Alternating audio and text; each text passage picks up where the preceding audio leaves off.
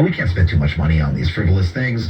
Let's just let the private enterprise truck along and etc. Maybe it's a different topic for a different podcast. What has changed in America, or I don't know. Maybe do you have a view on it? Like, fuck it, let's dive in. Why don't we believe in ourselves anymore? Why did we lose faith in the power of our government to actually correct social ills in America? Because when you look at the 20th century, the entire history of the 20th century was Americans trying to do that, from the progressive era in the 1910s to up until the really the 70s. Mm-hmm. What happened? Yeah, I mean, I think one way to meditate on that for the listeners of this podcast, is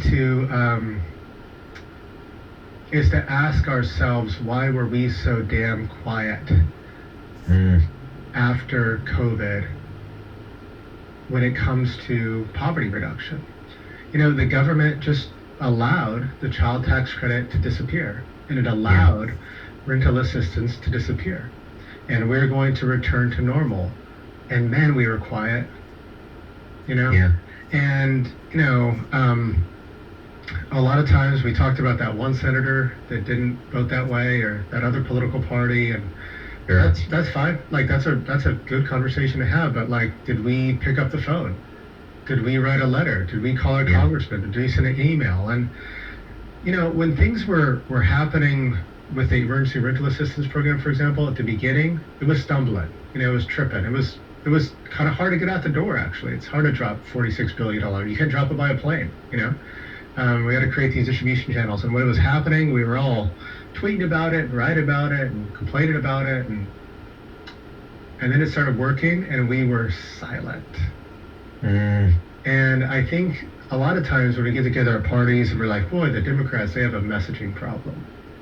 And I think there's something deeper among progressives in America.